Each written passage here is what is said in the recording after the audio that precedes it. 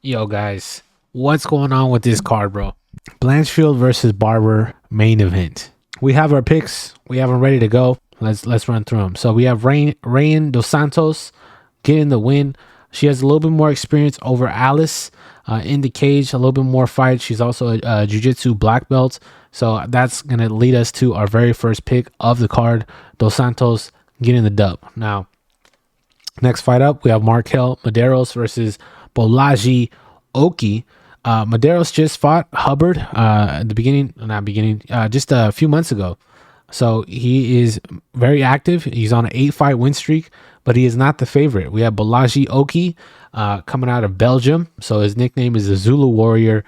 Zulu Warriors known for getting down, shields and spears, and I don't think he's bluffing. So I'm gonna go with Oki on this one. Maderos, a lot of hype going his way. I just feel like Oki has really good hands. He's very explosive and has lots of different types of combinations from the highlights and footage that I've seen. He likes mixing it up, throwing uppercuts, right? It likes uppercuts, hooks, and also throwing knees. Looks fairly well-rounded. So I got Oki for the next fight. Next fight up, we have Kurt Hollowball versus Jordan Leavitt.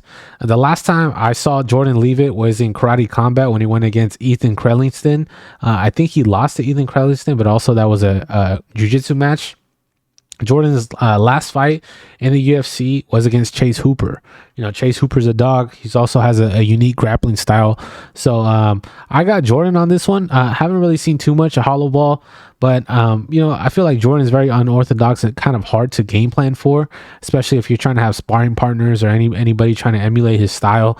He's very unique. If you see some of his interviews online, he definitely plays the character very well. So I'm kind of a fan of Jordan, and I think he's gonna get the dub. Catch weight fight coming up next. We have Trevin Giles versus Andreas Gustafsson. This is a different Gustafsson than we're used to seeing in the UFC, but we'll take it. So I think he's making his UFC debut. Trevin Giles has a lot more experience in the cage, though. So I'm going to go with Giles in this fight. Gustafsson, I wouldn't want to run into him at a bar or any kind of sporting event or anything like that. I'll probably look the other way, to be honest. But I got Giles getting this dub just due to experience. Okay. So next fight up, we have a women's bantamweight fight. We have Ketlin Vieira versus Macy Chiasson. Let me know in the comments down below. I'm going to take Ketlin on this one. She's very experienced, a jiu-jitsu black belt as well. Lots of experience in the cage. Also, she's ranked number 3 in this fight. I think most of these that I'm taking are favorites, which I tried switching it up with a couple other cards. Did not go our way. So I'm going to go with my instinct here. Go with Ketlin Vieira, black belt in jiu-jitsu. I think she's going to get it done. Next fight up, we have a flyweight bout. Rafael Filo versus Alan Nascimento. Now, both of these guys have double-digit wins in the UFC. I'm going to just go with Filo, bro. I like Filo's style. He's a little bit more aggressive, a little bit more of a risk taker, and I kind of like seeing that type of style in the UFC, and I think it's going to pay off. Nascimento takes a lot. He's very calculated and strategic with his fighting style from what I could see. But Filo, I feel like he's got a little bit more of that dog in him, and he's ready to unleash it. So we're going to see that in the flyweight division. So I like seeing some flyweight fights as well. Next fight up to the main card, we have Zachary Reese versus Dusko Todorovic. I got Dusko Todorovic. He's fairly young. I think he's around 30 years old. Zachary Reese just doesn't have as many fights in the UFC, and Todorovic has knockout power. So these fights are in the Apex in Las Vegas. Shorter cage, shorter distance between the fighters. It's going to favor a lot of the heavy hands, especially if they can find a good range for the strikes. I got Todorovic with the win. Next fight up, we have Ramiz Brahimaj versus Oben Elliott. I've been hearing Oben's name on MMA Guru's page. I think they're boys. I've been seeing them on Twitter and doing all their stuff. Oben Elliott coming in with a lot of aura.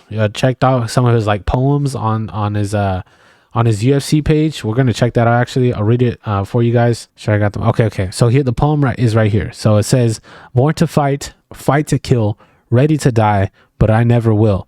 This sport has my heart, both as a fighter and a fan. I made it to the show. Now I'll show you who I am." Pretty cold, I'm not gonna lie. So I got Oben via poem. for the dub. Next fight up, we have Dustin Jacoby versus Bruno Lopez. Bruno Lopez, I feel like he's very well balanced, even on the ground. He has a different repertoire of submission wins. He's got an armbar, guillotine, and like an arm triangle. So they're all different types of submissions, not just one. I got Bruno Lopez getting the dub here in the light heavyweight fight. Welterweight fight right here, we have Billy Ray Goff versus Seo Kyun Ko coming out of South Korea. Looks like once you guys see these kind of like black and white pictures, that means they fought in the Dana White Contender Series, which is kind of like a league to raise these new talent up so they could go into the UFC. It's kind of like a little talent pool.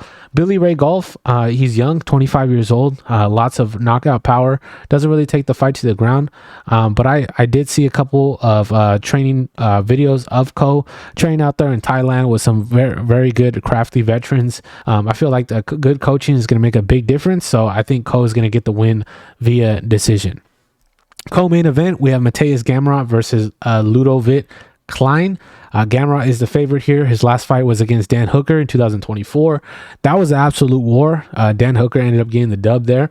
He's fought really good talent as well. I got Gamrot via TKO on this fight. I got Gamrot getting the dub. I just feel like he still has a lot of experience. And now leading into the main event of the evening, Erin Blanchfield versus Macy Barber.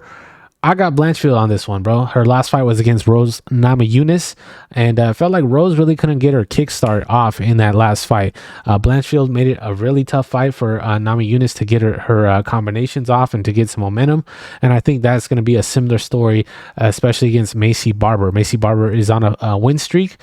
She's out there training with Henner and Hiron Gracie. She's a purple belt, but Blanchfield is a black belt, and she's also won the EBI tournament. I believe when she was 18, she won her first ever EBI, and then she transitioned into MMA, and now she is leading the main card. So that's the picks that we have for this card, and I hope you guys stay tuned, and hopefully we do well on these picks. Let me know you guys' picks down below.